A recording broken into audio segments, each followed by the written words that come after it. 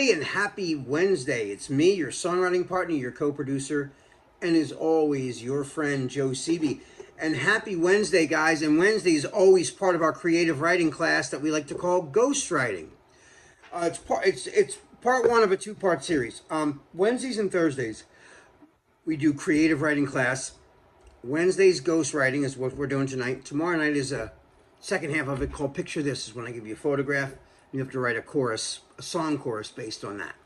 Anyway, what a ghost chorus is when we take a popular Billboard song, we take the chorus only, we rip out all the original lyrics from the original artist and replace them with our own original lyrics. And why do we do this? Well, we do it for a lot of reasons. One of the reasons is it expands our own lyrical vocabulary. As a songwriter, this is like a practice because you only get a certain amount of lines to say everything that you need to say to tell a story of some sort. Okay, so that's one of the reasons. The other reason is to take a song you've already heard and rethink it. To take everything that you heard, throw it away, and then recreate on your own.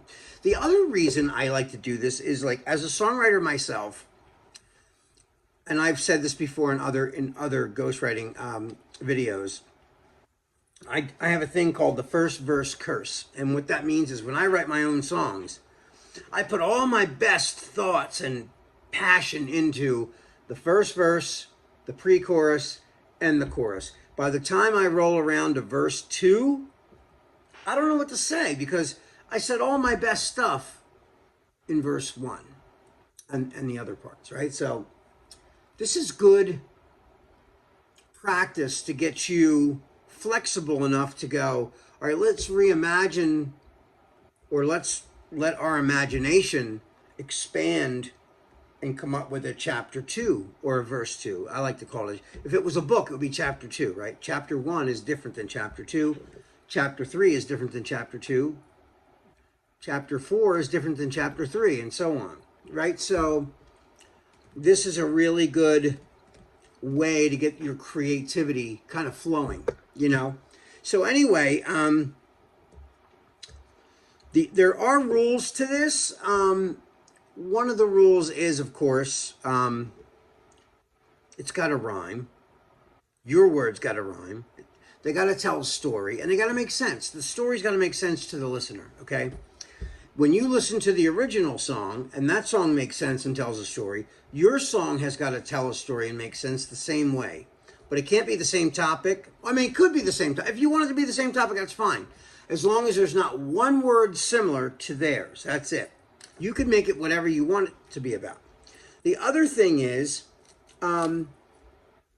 because it's exact, when the singer starts and stops, your words got to start when they start and stop exactly when they stop.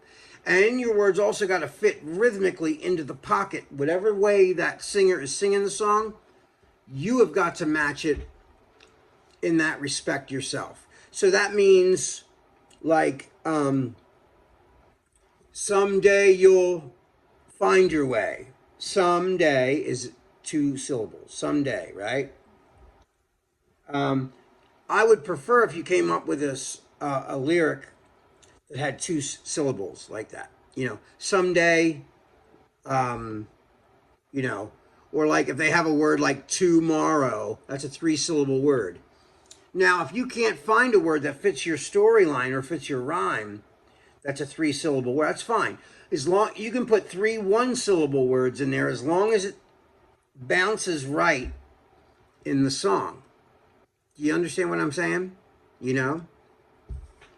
So, what I like to do when I do this exercise, and I'll show you as I go on, but I want to show you the song, but in a minute, because I really want to stress this. When I play you these videos, because I always play the lyric video, so that way you can pause it, you can stop it, and you write down the words of the chorus, okay? And then when you write the words of the chorus on paper, you should always leave a space, especially if it's like a copybook like this, you know? So you write the singer's lyric here, and then write yours on the next line, and then so forth, and then the next line. So like, and then I'll get to that in a minute, but there is a protocol for this because I'm putting it in these little, like, these little paragraphs, so you can right under their word, put your word right under it. So it's like, here's like the first word of their lyric. The second word of their lyric is here, and there I put a little beeline space between each word, and even I put a beeline space between each syllable. So if it's like tomorrow, I go to, little line, mar, little line, oh, like tomorrow. So I break that word up into three pieces to emphasize the syllables. I hope that makes sense. Okay, anyway, the song that we're doing tonight is a song by Lil Nas, and the song is called Industry Baby. I don't know if you guys know this song, but I'm going to play it for you. So, again, I want you to really pay attention to the lyrics. And, when you go to write yours, you can pause my video and write them down. So anyway, without further ado, here is Lil Nas with Industry Baby with his lyrics. So here it is. I told you long ago on the road, I got what they waiting for. Don't run from nothing, dog. Get your soul. Just tell them ain't laying low. You was never really rooting for me anyway. When I'm back up at the top, I wanna hear you say, you don't run from nothing, dog. Get your soul. Just tell them that the break is over. Okay, so you heard the lyric, right? So what I did was, I'll show you, I wrote down all the lyrics that were there in the video, right? I told you long ago on the road, right? I told you, see, I put a little line between each one. I, little line, told, little line, you, dash, long, dash, dash, go, because go is a two-syllable word. I told you long ago on the road, I got what they're waiting for, right? So, did you notice? It says his and then mine, right? So,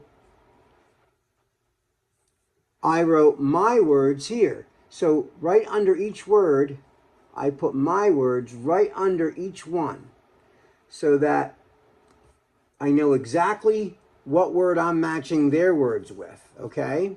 You see what I mean?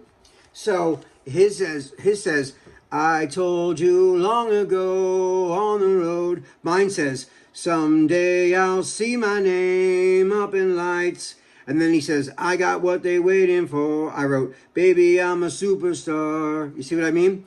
Someday I'll see my name up in lights. Baby, I'm a superstar. And then he says, I'll run from nothing, dog. Right? Get your sword. Just tell him I ain't laying low. And then I wrote, you'll be right by my side all the time. I want to give you cribs and cars. So, like, you see? I did it all the way down the same way. See? His, mine, his, mine, his, mine, his, mine, and all the way down. Now, again, this is not an easy exercise. This requires a lot of thinking and skill, but it'll really help your chops, really get you to understand how to write a hook too. All you're doing is copying a hook, right? And you know what the plus is of this? Even if you don't write the whole thing, you got ideas for your own song. You could write your own new melody and put your own new beat on that, and suddenly you got a new song.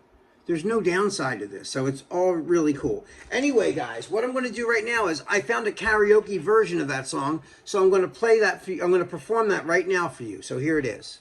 Here we go. Someday I'll see my name up in lights, baby, I'm a superstar. You'll be right by my side all the time. I wanna buy you clips and cars. Stuck by me when everybody else would give a damn. You were with me all along, it took me as I am. You'll be right by my side all the time. I just wanna give you everything. And that is the whole chorus, you guys. I hope you enjoyed that. Anyway, guys, I can't wait to see what you wrote for this chorus. It's a really cool song. I like this song a lot. Anyway, guys, that is all the time we have for tonight. This is your songwriting partner, your co-producer, and as always, your friend Joe Seeby signing off. Have a great night, and I'll see you guys tomorrow for sure. Peace.